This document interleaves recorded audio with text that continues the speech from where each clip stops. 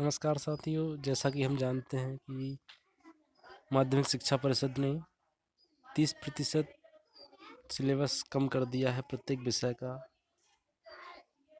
तो आज जानेंगे हम कि कक्षा 9 के गणित में कितना सिलेबस कम हुआ है। जैसा कि आप लोग देख पा रहे होंगे, कोविड-19 महामारी के कारण शैक्षिक सत्र 2020-21 में विद्यालयों में समय से पठन पाठन का कार्य न होने की स्थिति में सम्यक विचारोपरांत विषय विशेषज्ञों की समिति द्वारा निम्नवत 30% पाठ्यक्रम कम किए जाने की अनुशंसा की गई है। तो इसमें पहली जो इकाई है, निर्देशांक ज्यामिति। इसमें कार्तीय तल, किसी बिंदु के निर्देशांक, कार्तीय तल से संबंधित नाम तथा पारिभाषिक शब्द, टर्म, संकेतन, तल पर बिंदुओं का दर्शाना, ये टॉपिक कम हुए हैं प्रथम इकाई से।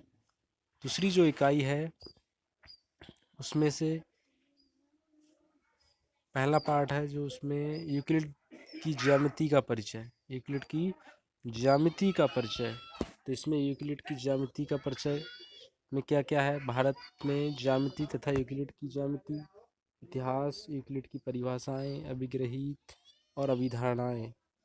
यूक्लिड के 5 अभिधारणाएं। पांचवी अभिधारणा का समान संस्करण, अभिधारणा और प्रमेय के बीच संबंध। ये 2 अभिधारणा और एक प्रमेय है। दिए हुए 2 भिन्न बिंदुओं से होकर एक अद्वितीय रेखा खींची जा सकती है, अभिधारणा है ये। और दूसरी जो थ्योरम है, 2 भिन्न बिंदुओं में से एक बिंदु उभयनिष्ठ नहीं हो सकते। ठीक। इसके बाद चतुर्भुज। चतुर्भुज में से क्या है, पहला पार्ट जो है, किसी समांतर चतुर्भुज का एक विकर्ण उसे 2 सर्वांगसम त्रिभुजों में विभाजित करता है। साथियों, ये थ्योरम है। दूसरी है, एक समांतर चतुर्भुज में सम्मुख भुजाएं बराबर होती हैं, विपरीत भी सत्य है। थर्ड है, एक समांतर चतुर्भुज में सम्मुख कोण बराबर होते हैं और विपरीत भी सत्य है। यदि एक चतुर्भुज की सम्मुख भुजाओं का प्रत्येक युग्म समांतर हो तो वह एक समांतर चतुर्भुज होता है। इसके बाद फिफ्थ है, समांतर चतुर्भुज के विकर्ण एक दूसरे को समद्विभाजित करते हैं और विपरीत भी सत्य है। एक त्रिभुज की किन्हीं 2 भुजाओं के मध्य बिंदुओं को मिलाने वाला रेखाखंड तीसरी भुजा के समांतर होता है तथा विपरीत भी सत्य है। इसके बाद थर्ड में क्षेत्रफल में क्या क्या है, क्षेत्रफल की अभिधारणा तथा आयत के क्षेत्रफल का पुनः स्मरण।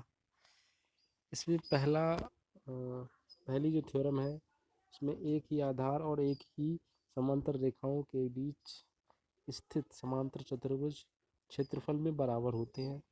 एक ही आधार और एक ही समांतर रेखाओं के बीच स्थित चतुर्भुज का क्षेत्रफल बराबर होता है। 2 थ्योरम है। इसके बाद इकाई थर्ड में सांख्यिकी का परिचय, आंकड़ों का संग्रह, आंकड़ों का प्रस्तुतिकरण, सरणीकृत, अवर्गीकृत, वर्गीकृत, बारंबारता ग्राफ, बारंबारता बहुभुज, माध्य, माध्यिका तथा अवर्गीकृत आंकड़ों का बहुलक। दोस्तों, काफ़ी सिलेबस कम हुआ है, मतलब कि 30% सिलेबस बताया जा रहा है, तो 30% सिलेबस कम हुआ है। इसके बाद रचनाएं, रेखाखंड के लंब समद्विभाजक कोण 60 अंश, 90 अंश, 45 अंश इत्यादि के समद्विभाजक तथा समबाहु त्रिभुज की रचना करना, ये रचनाएं हैं। दूसरी है, दिए हुए आधार एक आधार कोण तथा अन्य 2 भुजाओं के योग अंतर से त्रिभुज की रचना करना। एक त्रिभुज की रचना करना जिसका परिमाप दोनों आधार कोण दिए गए हों। ठीक। इसके बाद ये 3 रचनाएं थी। इसके बाद सिलेबस में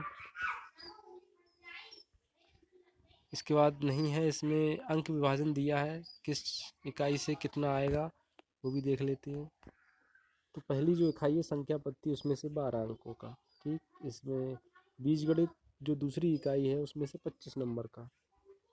थर्ड इकाई ज्यामिति 15 नंबर का, और फोर्थ इकाई मेंसुरेशन 14 नंबर, प्रायिकता 4 नंबर, योग होता है 30 नंबर, 70 नंबर होगा। ठीक, इसमें जो सिलेबस ये तो था जो हटा दिया गया है, लेकिन जो सिलेबस आया है आएगा जो है आपके पाठ्यक्रम में वो दिया है। ये सब ये पढ़ सकते हैं आप।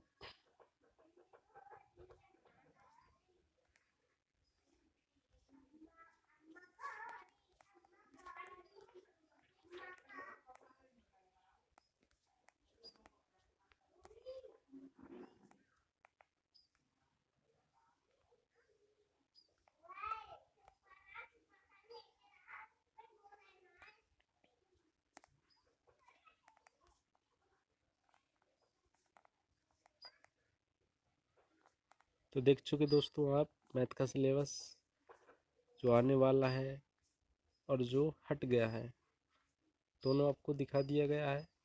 तैयारी करते रहें अपनी।